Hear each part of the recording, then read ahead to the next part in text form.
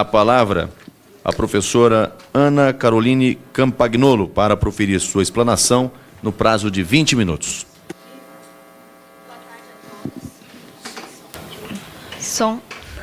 Boa tarde a todos. Eu gostaria de cumprimentar especialmente o presidente pelo convite e também o Dr. Miguel Najib, que lidera esse projeto. O convite da Câmara foi exatamente no sentido de me trazer aqui para provar que existe sim doutrinação. Na verdade, negar que existe doutrinação é perder o senso da história, porque desde que a educação foi criada no Brasil, desde a era Vargas, ela é doutrinadora, né? E ela só foi mudando o seu plano de doutrinação, mas sempre foi doutrinadora. Eu vim expor aqui o meu caso, que começou em 2013, e agora é uma ação de danos morais no Tribunal de Justiça de Santa Catarina, no Juizado Especial. É o caso de doutrinação e perseguição religiosa de uma professora que começou em 2013 e se estendeu até 2015. Então, eu sou formada em História por uma universidade particular e passei numa seleção de mestrado para uma universidade pública. Assim que eu ingressei e a professora teve acesso ao meu projeto, ela foi super educada comigo, inclusive me mandou um e-mail dizendo que estava feliz, né, pela orientação do meu trabalho, que eu nitidamente era crítica e interessada e que nós faríamos um bom trabalho. Só que esse entusiasmo da professora durou apenas uma semana, porque na semana seguinte, ao início das aulas, os meus colegas me denunciaram para a professora, porque eu tinha algumas fotos na internet com minha família, meu pai, e alguns versículos da Bíblia. E aí a professora resolveu me mandar uns e-mails questionando como é que eu ousava publicar na rede social pensamentos assim tão perigosos. Aí o e-mail que ela me mandou, primeiro deles, eu não vou citar nomes, nem da instituição, nem da professora, porque embora ela tenha tentado me prejudicar, a minha intenção aqui não é essa. Então, um dos e-mails que ela me mandou dizia o seguinte: estou recebendo estes links do seu Facebook pessoal, onde você se mostra antifeminista. E eu, como professora, estou sendo cobrada porque te oriento, né? Porque ela era minha orientadora. Você tem todo o direito de ser antifeminista ou conservadora, mas não combina com esta pesquisa, nem com as práticas que temos acerca das conquistas. Mas, assim, temos quem? Ela está falando em nome da universidade? Uma professora sozinha pode falar quais são as práticas e as concepções da universidade inteira?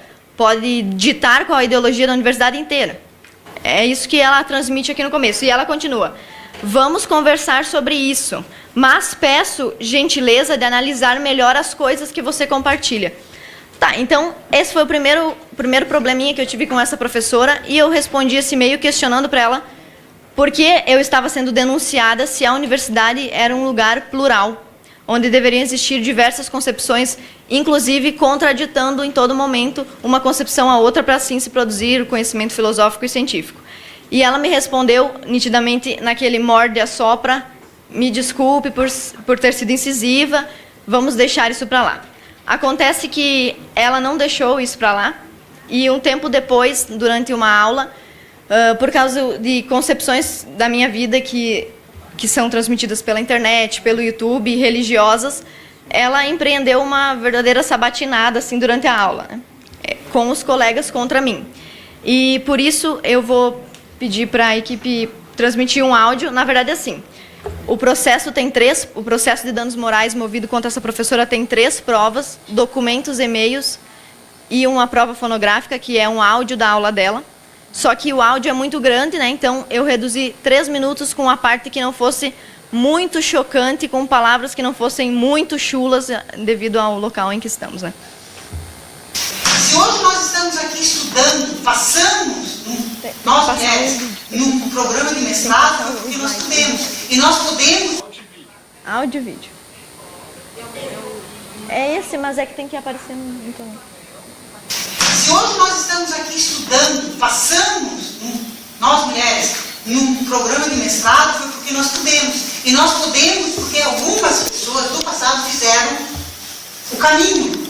Que não se nasce mulher, torna-se mulher. O mais importante movimento do século XX é o feminismo, e a mais importante revolução provocada por essa onda é a revolução sexual. Então, se nós acreditamos nisso, se nós estamos aqui nesse curso, nós passamos nesse curso, nós estamos aqui porque nós nos matriculamos dentro de uma... Olha só o que ela vai dizer aqui, ó. Se nós estamos aqui nesse curso, é porque nós nos matriculamos em uma perspectiva de pensamento. Mas eu não me matriculei numa perspectiva de pensamento. Me matriculei no ensino público. Público. Quer dizer que se eu... Não importa a minha religião, minha concepção, se eu for feminista ou antifeminista, isso independe da minha participação nessa disciplina. E a professora tem a obrigação de ser impessoal na avaliação dos meus trabalhos. Inclusive, sobre isso, ainda há um detalhe. Durante todo o tempo em que ela não resolveu me atacar dessa forma, eu realizei todas as atividades que ela solicitou. Inclusive, ela, sabendo que eu era cristã, uma das atividades que eu apresentei, sem nenhuma resistência, sendo subserviente ao que a professora pediu, era um livro chamado Eunucos por Amor ao Reino, onde eu tinha que explicar para a turma de que forma a Igreja Católica era desde a sua raiz misógina, sendo que eu sou cristã. Então, aquilo ali foi difícil, mas eu fiz exatamente como a professora tinha pedido, não contestei o livro, apenas expus o livro. Respeitei o espaço público de uma forma que ela não conseguiu respeitar o meu espaço privado, tá? Pode continuar, por favor. Perspectiva de pensamento, de uma linha de pesquisa. Feminismo, como outros dizem, como disse, é muito sério. Não é uma brincadeira. Quem é que pratica a porra do estupro, se não são os homens? Por que as mulheres abortam? Toda mulher que aborta tem um homem que foi lá e colocou o sangue dentro dela e fez com que ela engravidasse e não assumiu. Então, assim, é sempre o machismo que traz essas coisas. Então, tudo isso está junto, está dentro do mesmo contexto. Ser feminista, eu mandei para vocês um tempo atrás. Ser feminista hoje é tudo aquilo que está escrito ali. Eu quero que alguém me aponte uma daquelas coisas que seja prejudicial à saúde de alguém. Olha, aqui vocês vão ver. Eu cortei bastante esse vídeo, mas o tempo todo ela fica, eu quero que alguém me aponte. E ela fala outras coisas que diretamente iam contra a minha fé. E eu nunca contestei isso, nunca, na aula. Tanto que no áudio completo é possível ouvir os colegas dizendo, olha, Ana, a gente admite que você sempre respeitou, nunca falou nada. Então, ela trouxe um negócio que era completamente pessoal, de fora, certo? Se um professor tivesse feito isso com a sexualidade de um aluno, isso aqui estava em polvorosa, né? Se tivesse feito isso com a raça de um aluno, mesma coisa. Agora, já que é com o cristianismo, então aí pode ser esculachar, porque não presta mesmo, né? Então, vai, por favor. Obrigada. Eu quero que alguém me aponte. Alguém aqui pode me apontar uma daqueles itens, pode abrir aqui. Agora, eu discuto. Eu gosto de argumento. Eu não gosto de discutir. A minha vida foi pautada nisso. Por isso que eu estou nisso. Não, eu estaria aqui, não teria esse poder e esse saber. Ó, aqui ela admite o seguinte. Ela tem um certo poder que lhe é conferido pelo Estado, mas ela não entende que ela é servidora pública. Ela não é mandadora pública. Ela serve ao povo, ela não manda no povo, certo? Então, como servidora pública, ela exerce uma certa autoridade dentro da sala de aula e aqui ela está abusando da sua autoridade. Eu reduzi o vídeo bastante porque era impossível vocês ouvirem aqui horas de vídeo, né? Mas ela reconhece que ela tem esse poder e ela não tem nenhum cuidado com esse poder. Ela afronta, ela humilha, vocês vão ver no decorrer do vídeo que ela me chama de ridícula e as pessoas que gostam do que eu digo, do que eu creio também são ridículas, então, por favor. Então, ou eu concordo ou não concordo. Se eu não concordo, eu não vejo. Se eu concordo, eu venho. Então eu não posso ficar nesse curso. Aqui não recebe conservadores. A minha sugestão do meu nível de conhecimento contra universidades e contra estudos é nesse sentido, entendeu? Esse é o que eu sei. Eu não sei, de repente tem uma universidade em história que... Olha, a minha colega, a professora não só participou da humilhação que ela me causou naquele dia, como ela endossou a humilhação dos colegas. Aí vocês estão ouvindo uma colega minha dizer, eu não sei, mas quem sabe você procura uma outra universidade. Mas essa aqui é pública. Como é assim que eu tenho que procurar outra? Eu tenho que ir lá pagar uma particular? Isso, digamos que a particular não tem esse problema, mas tem também. Então, olha só, a minha colega está sugerindo isso e vocês vão ver que a professora em todo momento concorda com esse pensamento. Seja conservadora. Eu não sei, eu não conheço todas. Só que a lógica é que a tua lógica, a lógica dos conservadores é a da opressão. E a nossa não. Ah, tá, lógico. Eu sou muito opressora, eu estou oprimindo vocês. Olha, essa frase é o lema dos intolerantes, tá? Vocês são opressores. Nós não somos opressores. Então, como nós não somos opressores, nós vamos oprimir vocês para vocês pararem de oprimir a gente. É basicamente isso aí, tá? Então, olha bem a frase que ela disse. a lógica é, vocês são opressores e nós não, só que acontece que naquela sala de aula tinha 14, mais um professor contra um. E eu que era opressora, sendo esculachada ali meia hora.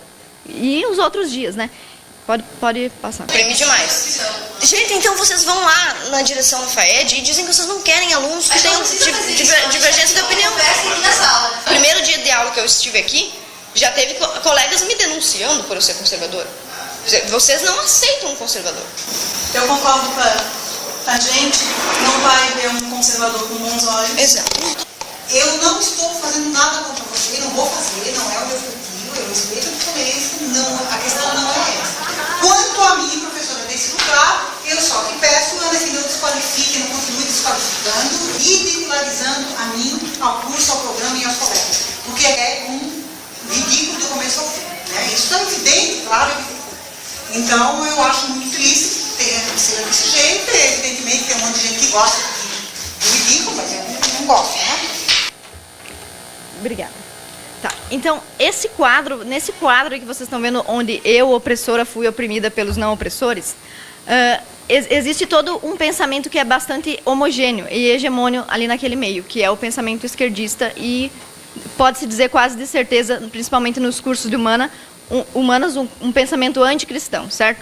Então, se ele fosse um pensamento anti-negros, não poderia. Se ele fosse um pensamento anti-gays, não poderia. Se fosse um pensamento anti-mulheres, não poderia. Mas anticristãos, pode, né? É tranquilo. Então, eu quero demonstrar como esse pensamento anticristão, eu quero pedir para as meninas aqui do acesso colocarem as imagens para mim. Tem uma imagem, isso aqui é o DCE, tá? É o Diretório Acadêmico do meu curso. Olha o que está escrito aqui na parede. Tá? Satã reina. Ela vai colocar outros... Olha só a imagem que eles provavelmente pagaram para o cartunista Latuf colocar na porta do diretório de história. Olha aqui, ó. É uma feminista nua pisando no que isso aqui? Agora, se eu fizer um cristão pisando numa mulher, no outro dia eu tô presa, não tô? Então, é só para vocês verem o duplo agir, né, a respeito disso. Eu vou passar essas outras imagens aqui, mas ó, aqui, por exemplo, cuidado, esquerdo macho. Está escrito num lugar aqui. Aqui em cima, não... Desculpa, tá, gente? Tirando as crianças da sala. Não dê tiro, dê o cu. E o outro, racha macho. Entendeu? É umas coisas assim, sei lá, assustadoras. Se fosse contra uma mulher, seria machismo, né? Mas como é contra os homens e como é contra os cristãos, não tem problema nenhum. Essa foto é do diretório acadêmico. Eu vou pedir para o deputado aqui passar as fotos, por favor. Tá, então, diante desse cenário, o que eu venho... Diante desse cenário, o que eu venho denunciar é uma perseguição religiosa e também ideológica e, consequentemente, também política e partidária. Tá, então, por que esse caso poderia ser só uma discussão em sala de aula se configura num caso de doutrinação? Primeiro porque aconteceu num ambiente público, que eu deveria ter acesso livre, porque é público. Aconteceu com base em algo que eu faço na minha vida privada. Algumas das imagens que a professora contestou como graves, inclusive ela usou as seguintes expressões: sou democrática, mas isso que você está publicando não posso aceitar. Você faz apologias complicadas e suas ideias são complicadas de argumento. Quais que são as minhas ideias complicadas de argumento ou as minhas apologias complicadas? Cristianismo. Basicamente, para ela, isso é inadmissível. Então, além disso, a gente tem que prestar atenção em alguns princípios da Constituição que são desrespeitados nesse caso, como, por exemplo, o artigo 5º, que diz que é inviolável a liberdade de consciência e de crença, é livre a manifestação do pensamento e que ninguém deve ser privado de seus direitos por motivos de crença religiosa, convicção filosófica ou política. Tá, então a professora me mandou e-mails tentando intimidar, mudar a minha postura. Eu fiquei bastante chocada naquele primeiro momento. Os e-mails que eu mandei para ela que estão no processo são e-mails assim de uma aluna assustada. Tá bom, professora, faço o que a senhora quiser. Fui lá, apaguei tudo, não adiantou, né? Depois de uns meses, eu apaguei, porque eu fiquei com um pouco de medo, né? Mas passou. E eu percebi que quem estava errado nesse caso era ela. Então, eu voltei a assumir a minha postura cristã, aí aconteceu esse evento dentro da sala de aula, e depois disso ela era minha orientadora de mestrado, e o meu tema era sobre feminismo, mas era com base nas autoras feministas, não era antifeminista. Então, até nesse ponto, eu havia me rendido às abordagens da professora, porque eu queria investigar isso aí. Só que ela se chocou comigo porque ela pressupôs que a minha conclusão seria antifeminista. Ou seja, ela queria que eu aceitasse, que eu defendesse uma hipótese antes de comprová-la. O que é uma dissertação de mestrado ou uma tese de doutorado? Você vai fazer uma pesquisa, você tem uma pergunta, uma hipótese, você faz uma pesquisa para ver se aquilo ali é verdadeiro. Ela queria que eu assumisse a priori que a minha conclusão seria uma conclusão feminista, certo? Isso aí é assassinar a ciência. Só que, embora ela tenha feito tudo isso, vários sindicatos, colegas de profissão, enviaram notas e moções em apoio a ela, dizendo que ela era super democrática e super ética, tá? Então, os professores dizem isso, inclusive os livros didáticos dizem isso. Sempre o discurso é nós somos democráticos, nós somos inclusivos, mas ele só inclui daí quem eles concordam. Quem eles não concordam é excluído, porque não deve ser incluído por ser opressor, como a minha colega disse para mim. Você não pode falar porque você é opressora. E depois de tudo isso, a professora resolveu abandonar a minha orientação, o que resultou imediatamente no abandono do tema. Todo o tema que eu tinha estudado durante a graduação, durante o tempo que eu já estava no mestrado, eu tive que jogar no lixo, começar um trabalho tudo de novo. E na troca de orientação, ela entregou um documento lá na secretaria da universidade que diz assim: minha decisão irrevogável de abrir mão da orientação da mestranda se justifica pela incompatibilidade do ponto de vista teórico-metodológico com relação à abordagem do tema selecionado quando do seu ingresso, incompatibilidade expressa em vídeo difundido por mídias eletrônicas de acesso, onde manifesta concepções, olha, isso aqui vocês prestem atenção, concepções do ponto de vista acadêmico que ferem a disciplina que ministro. Então, a disciplina dela só pode ser, ela funcionária pública, recebe dinheiro do seu imposto, que vão para o salário dela, mas na disciplina dela só podem estar quem concorda com as premissas do feminismo, né? E de outras teorias, porque se ela não fosse feminista e, digamos, fosse adepta a outra teoria, ela ia fazer esse mesmo procedimento com outra tese. Tá? Então, depois de tudo isso, eu não aguentei essa pressão da professora e resolvi entrar com um processo de danos morais por ela ter me prejudicado materialmente e moralmente com essas humilhações em público e etc. E aí, na contestação da ação que eu movi contra a professora, fiz uma petição inicial e apresentei sozinha, sem advogado, porque eu quero provar para a professora que eu posso enfrentá-la, não é porque eu não tenho doutorado e não ganho 15 mil que eu não posso fazer isso. E eu entrei com essa ação sozinha, sem advogado, e ela resolveu contestar a minha petição inicial. E na minha contestação ela me chamou. Em vez dela defender-se do fato de ter me agredido, ela me agrediu. E me chamou de racista, homofóbica, sexista, preconceituosa, mal educada, que eu usava palavras de baixo calão no meu convívio particular, sendo que vocês ouviram o que ela disse aqui, né? Ouviram as palavras que estavam aqui, né? Fora as outras que eu direi para não chocar ninguém. Além disso, ela não cita as provas que eu usei contra ela, ignora, e usa a palavra do sindicato a seu favor. Por exemplo, o sindicato está me apoiando e os alunos me apoiam também. É evidente que os alunos se apoiam, eles foram doutrinados assim como eu, né? Como eu tentei ser. Então, qual é o quadro crítico desse processo? Eu venho aqui para denunciar o que acontece especialmente com a minha religião, que é o cristianismo. Porque, como o cristianismo é a religião mais difundida e com o maior número de adeptos, acaba se tomando a imagem de que é uma religião privilegiada, o que não acontece na realidade da universidade. Quem sempre foi evangélico como eu, sabe quantos coleguinhas riam da gente quando a gente falava que, não, professora, eu não tenho certeza sobre a teoria da evolução. Ah, crente. Sempre assim, crente, não fala com a crentinha. E até hoje, no mestrado, na idade adulta, os colegas, na gravação que tem da professora, eles conseguem fazer insinuações assim, ó. Tem gente que não gosta do feminismo, tem gente que não gosta de sexo, então não posso fazer nada. Entenderam as conclusões que eles tiram? A humilhação que eles tentam colocar em cima de você para que você se adeque ao pensamento da hegemonia esquerdista. Só que, ou não, pode ser também uma doutrinação de direita, né? A gente deve combater tanto uma quanto a outra. E eu não venho aqui falar como uma pessoa inimiga dos professores, porque eu também sou professora, é importante falar isso. Eu sou professora na rede pública, já fui professora na rede privada. É meu tempo? Na rede pública e na rede privada, e em momento algum Eu fiz isso com os meus alunos, e tanto que eles demoram muito tempo para descobrir. Chega no final do ano, eles me perguntam: prof, você é ateia como a outra professora de religião? E eu sempre respondo: eu acredito em Deus, mas isso não é assunto para aula. Eu sempre fiz isso, e se eu sou capaz de fazer, eu acredito que a minha professora também podia ter respeitado as minhas concepções ali naquele ambiente. E...